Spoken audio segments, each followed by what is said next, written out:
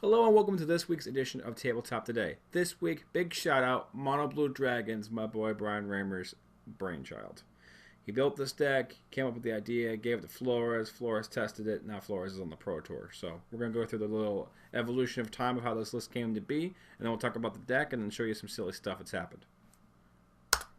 The deck list came from 4/8/15, the Star City Games Standard States. Brian Raymer played a mono blue dragon list at Tales of Adventure in Coopersburg, Pennsylvania. He top A of this event. As you can see, the deck list is pretty much a very blue deck as it started. It started off as the mono blue deck with Ugins and Icefall Regents to keep control, win games, Perilous Vaults, and KC Ice against a red meta game. Following week later, I get a Facebook message from B-Ray when he's down at work telling me that he figured out a way to make the mono blue dragon more awesome. And I asked if it was the one closest to States. He said it was close to it.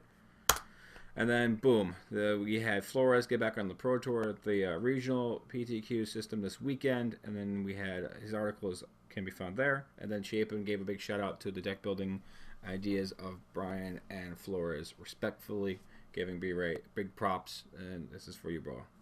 Now the transition. Boom. This deck list is insane. Big shout out to my boy Gary. He's been streaming it on his Twitch channel. The video link will be up in the feed. He's going to Canada, and this is the list he's on right now. So, with no further ado, let's take a look at it. It's a really simple list.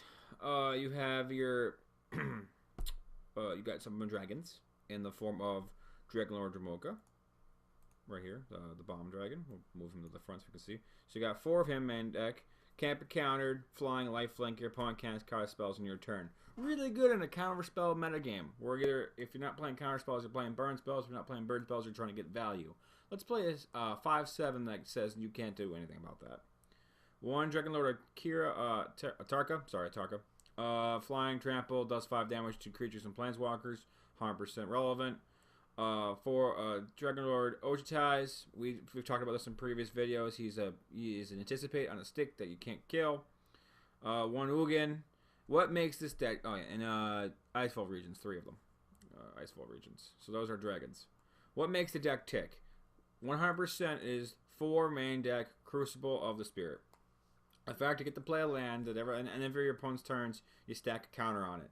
Eventually, you're gonna just turn sideways, take all the counters off it, and just start casting dragons. Throw them at your opponent's face. The card is insane. So that mana fixing with the Crucible, 4 of those main deck, 4 Havens that give you mana for any kind of dragon you cast, in addition to the fact that it can return any of these dragon cards. Any of them. Or Ugin from your graveyard back to your hand. Just bonkers. And because we want the full value, you drop 1 Dig Through Time in the list for a Dragonlord's Prerogative. This way you can get to resolve that need to draw a card spell, and you get 4 cards because you're going to have a dragon. Cards to fill out the rest of this list. Perilous Vaults is your answer removal spell to weird board permanents. Exiling is so much better. That's why it's like the Ugin plan. Exiling cards that I put in the graveyards gets you around Whisperwood Elementals. It gets you around other dragons you can't target. It gets in the Esper matchup, which is 100% relevant. It gets the dragons out of their graveyard because it exiles them, so they can't get them back with their havens. It's 100% amazing. 2 Anticipates main. It's like an Esper plan. That's fine. 1 Disdainful Stroke. It's our mid-range concession. The fact that we're going to lose, we make sure we keep the tempo. 2 Encase the Ice. Your red decks and your green mid-range decks. Voyaging's End. Where'd it go? Oh no, come back, Voyaging.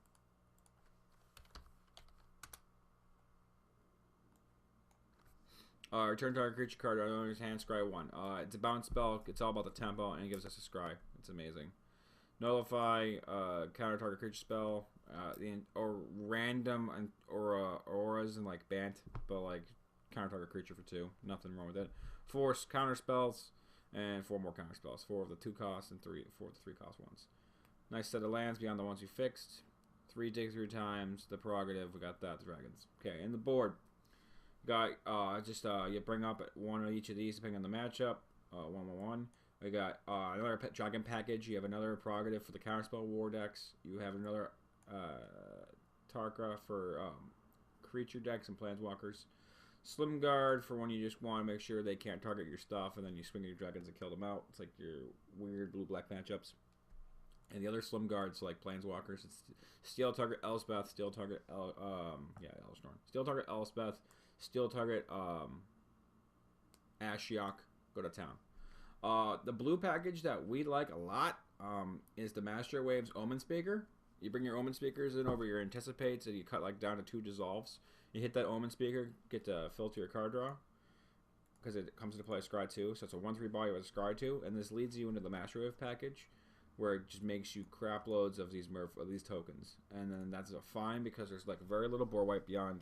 We play Perilous Vault. Most Esper decks are playing like Crux. And they board them out post-board. They're like, yeah, I'm never going to use a Crux. I'm not Cruxing for dragons. I have dragons. Cool, Master Waves. Blah, blah, blah, blah, blah, blah. We have all these tokens. And then worst comes to worst, if they have like Foul Tongue, you're like, cool, sacrifice a token. You gain 4 life. Swing, don't care. Because you have your blue cards from that, your Icefall Regents, your In Case the Ice Counts, because it's a card you own. It's just, you control it. It's just on their cards. So you still get the token for that himself. So like if it comes down for more than 1, you're already, even 1's technically value. I mean, I would rather have 2 at all times, but we can't be super picky. So this is the deck list. It's pretty fantastic. It will be streamed throughout the week, either on my stream and on Gary's stream. Both the links will be in the description below. Any thoughts, comments, complaints, or anything you like about the list or don't like about the list, feel free to fire off either on my Twitter account or in the comment section below.